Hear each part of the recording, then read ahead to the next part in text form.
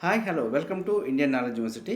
ఈరోజు current affair మరియు విద్య ఉద్యోగ సమాచారం చూసుకుంటే ప్రధానంగా అయితే మనకు చాలా విషయాలు రావడం జరిగింది.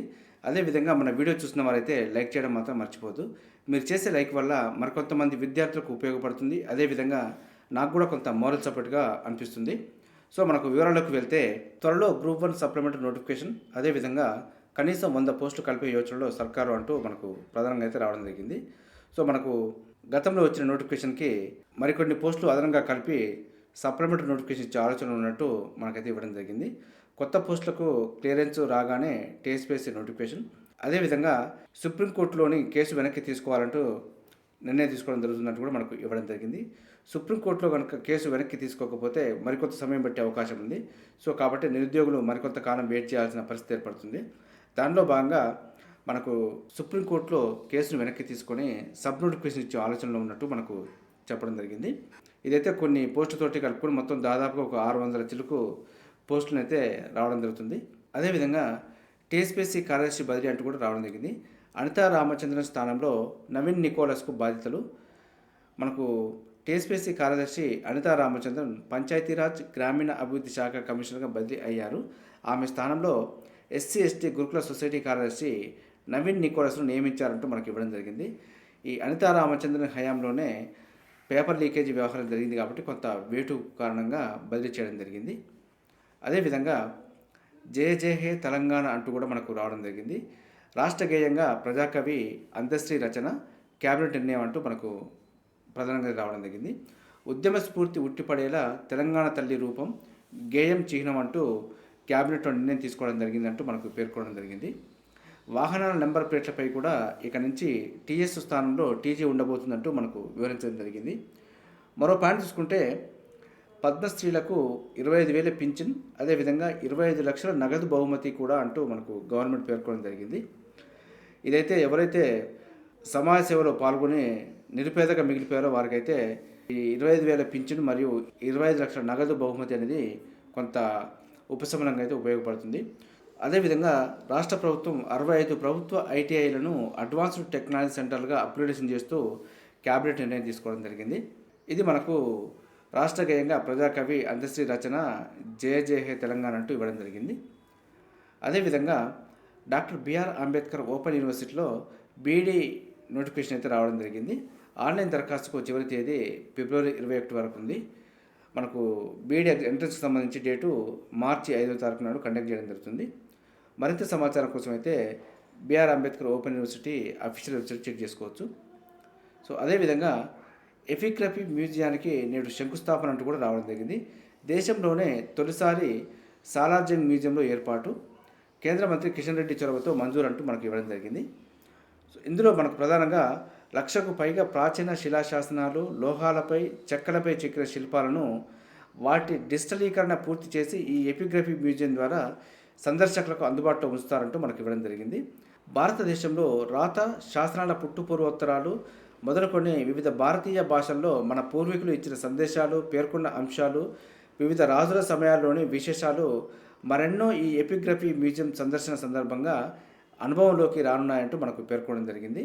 ఇదైతే మనకు భారతదేశంలోనే మొదటి ఎపిగ్రఫీ మ్యూజియం హైదరాబాద్లో ఏర్పాటు కాబోతుంది. అదేవిధంగా పోస్టుల భర్తీ వేగవంతం అంటూ కూడా మనకు ప్రధానంగా అయితే ఇవ్వడం జరిగింది. ఇందులో ప్రధానంగా వ్యవసాయ శాఖలో ఏఈఓ పోస్టుల భర్తీ చేయాలని చెప్పి క్యాబినెట్ నిర్ణయించింది. అదేవిధంగా గ్రూప్ 1, గ్రూప్ 2, గ్రూప్ 4 పోస్టు మరియు మెగా డిఎస్సికి సంబంధించి వీటిపైన అయితే ప్రభుత్వం ప్రత్యేకంగా దృష్టి సారించి క్యాబినెట్లో అయితే కొంత నిర్ణయం తీసుకోవడం జరిగింది. ఇది మనకు పోస్టుల వేగవంతం గురించి కొంత సమాచారం. అదేవిధంగా కరెంట్ అఫైర్లో భాగంగా మరికొన్ని పాయింట్ చూసుకుంటే సిఎస్ఎఫ్ తొలి మహిళా చీఫ్ డైరెక్టర్గా ఇటీవల ఎవరు బాధ్యతలు స్వీకరించారంటూ ఇవ్వడం జరిగింది. ఇది నీనా సింగ్. అదేవిధంగా 2023కి కేంద్ర సాహిత్య అకాడమీ పురస్కారం గెలుచుకున్న తెలుగు రచయిత ఎవరు? ఇది తల్లావజుల పతంజలి శాస్త్రి. అదేవిధంగా దేశ అత్యున్నత క్రీడా పురస్కారమైన మేజర్ ధ్యాన్ చంద్ ఖేల్రత్న అవార్డును 2023 సంవత్సరానికి కేంద్ర క్రీడా మంత్రిత్వ శాఖ ఎవరికి ప్రకటించింది? ఇది భారత badminton doubles stars Rankireddy Satwik Sairaj Andhra Pradesh, అదేవిధంగా చిరాగ్ శెట్టి మహారాష్ట్రకు ఈ అవార్డు అయితే రావడం జరిగింది. మరో పాయింట్ చూసుకుంటే జాతీయ న్యాయ సేవల ప్రాధికార సంస్థ కార్యనిర్వాహక అధ్యక్షుడిగా 2023 డిసెంబర్ 26 నుంచి ఎవరు కొనసాగుతున్నారు? ఇదైతే మనకు జస్టిస్ సంజీవ్ ఖన్నా. అదేవిధంగా మరో పాయింట్ చూసుకుంటే మనకు భారతరత్న ఎల్కే అద్వానీకి ప్రకటించడం జరిగింది కాబట్టి అతని గురించి కొంత బయోగ్రఫీలో ఏదైనా బిట్టు అడిగే అవకాశం ఉంటుంది. సో భాజపా అగ్రనేత మాజీ ఉప ప్రధాని లాల్ కృష్ణ అద్వానీకి కేంద్ర ప్రభుత్వం అత్యున్నత పౌర పురస్కారం భారతరత్న ప్రకటించింది. ఇతను 1927 నవంబర్ 8న అవిభక్త భారత్లోని కరాచీలో జన్మించారు. 1941లో తన 14 ఏళ్ల వయసులో ఆయన ఆర్ఎస్ఎస్లో చేరారు. అయోధ్యలో బాబ్రీ మసీదు ఉన్న స్థలంలో రామ మందిరాన్ని నిర్మించాలని 1990 సెప్టెంబర్ 25న సోమనాథ్ ఆలయం నుంచి అయోధ్య వరకు రథయాత్ర చేపట్టారు. 1990 అక్టోబర్ 23న బీహార్లోని సమస్తీపూర్లో అద్వానీ నాటి బీహార్ ముఖ్యమంత్రి లాలూ ప్రసాద్ యాదవ్ అరెస్టు చేయించారు. ఫలితంగా అయోధ్య చేరకుండానే యాత్ర నిలిచిపోయింది. అదేవిధంగా 1999 నుంచి 2004 వరకు ఎన్డీఏ ప్రభుత్వంలో అద్వానీ కేంద్ర హోంమంత్రిగా, దేశ ఉప ప్రధానిగా పనిచేశారు.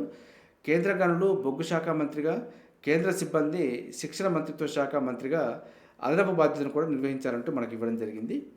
ఇది మనకు భాజపా అగ్రనేత మాజీ ఉప ప్రధాని లాల్ కృష్ణ అద్వానీకి భారతరత్న పురస్కారం మరియు అతనికి సంబంధించిన కొంత వివరాలు. అదేవిధంగా జార్ఖండ్ పరిణామ ముఖ్యమంత్రిగా జేఎం శాసనసభాపక్ష నేత చంపై సోరెను 2024 ఫిబ్రవరి 2న ప్రమాణ స్వీకారం చేశారు. గవర్నర్ సిపి రాధాకృష్ణన్ ఆయనతో ఈ ప్రమాణం చేయించారంటూ మనకు ఇవ్వడం జరిగింది. అదేవిధంగా ఐక్యరాజ్య సమితికి 2024 వార్షిక బడ్జెట్కు భారతదేశం సుమారు 2730 కోట్లు విరాళంగా అందజేసిందంటూ ఇవ్వడం జరిగింది. అదేవిధంగా సకాలంలో ఐరాసకు బడ్జెట్ నిధులు అందించిన గౌరవాన్ని పొందిన 36 దేశాల సరసన కూడా నిలిచిందంటూ ఇవ్వడం జరిగింది. మరో పాయింట్ చూసుకుంటే ఫ్రాన్స్లోని ప్రఖ్యాత ఐఫిల్ టవర్ను సందర్శించే పర్యాటకులు యూపీఐ పద్ధతి ద్వారా రుసుమును చెల్లించే సౌలభ్యాన్ని భారత్ 2024 ఫిబ్రవరి 2న ప్రారంభించింది. అదేవిధంగా మరో పాయింట్ చూసుకుంటే ఐఎన్ఎస్ సందాయక్ సర్వే నౌకను 2024 ఫిబ్రవరి 3న రక్షణ మంత్రి రాజ్నాథ్ సింగ్ విశాఖ నేవల్ డాక్యార్డ్లో జాతికి అంకితం చేశారు. దీన్ని Kolkata garden reach ship building engineers సంస్థ నిర్మించింది. అదేవిధంగా ఎంప్లాయ్మెంట్ సంబంధించి మరికొన్ని నోటిఫికేషన్ చూసుకుంటే భారత్ ఎలక్ట్రానిక్స్ లిమిటెడ్ నుంచి ఇంజనీరింగ్ పోస్టులకు తాత్కాలిక ప్రతిపాదిక నోటిఫికేషన్ అయితే ఇవ్వడం జరిగింది. సో ఆన్లైన్ దరఖాస్తుకు చివరి తేదీ ఫిబ్రవరి 12. అదేవిధంగా బెంగళూరులోని బెల్ నుంచి కూడా 55 కార్డులకు సంబంధించి నోటిఫికేషన్ అయితే రావడం జరిగింది. సో దీనికి కూడా ఆన్లైన్ దరఖాస్తుకు చివరి తేదీ ఫిబ్రవరి 14. మరింత సమాచారం కోసం అయితే bell.india.in అఫీషియల్ వెబ్సైట్ చెక్ చేసుకోవచ్చు. అదేవిధంగా రాజమహేంద్రవరంలోని సెంట్రల్ టొబాకో రీసెర్చ్ ఇన్స్టిట్యూట్ నుంచి కూడా కొన్ని పోస్టులకు అయితే నోటిఫికేషన్ ఇవ్వడం జరిగింది. సో దీనికైతే ఆన్లైన్ దరఖాస్తు లేదు, ఆఫ్లైన్. దీనికి మనం దరఖాస్తు పంపవలసిన చివరి తేదీ ఫిబ్రవరి 10 వరకు అయితే ఇవ్వడం జరిగింది. మరింత సమాచారం కోసం central tobacco research institute official website కూడా చెక్ చేసుకోవచ్చు. ఇది ఈరోజు సంబంధించి కరెంట్ అఫైర్ మరియు విద్యా ఉద్యోగ సమాచారం. ఇదే విధంగా మన ఛానల్లో ప్రతిరోజు మార్నింగ్ అయితే రావడం జరుగుతుంది. వీటితో పాటు అడ్మిషన్ నోటిఫికేషన్స్ మరియు రిక్రూట్మెంట్ నోటిఫికేషన్ సంబంధించి కూడా ఎప్పటికప్పుడు అప్డేట్ సమాచారం అయితే మన ఛానల్లో అందుబాటులో ఉంటుంది. మన ఛానల్ని చూస్తున్న వారు సబ్స్క్రైబ్ చేసుకొని ఫాలో అవుతూ ఉండండి. ఈ వీడియో నచ్చితే లైక్ చేయండి, షేర్ చేయండి. సబ్స్క్రైబ్ చేసుకోవడం మాత్రం మర్చిపోద్దు. Have a nice day.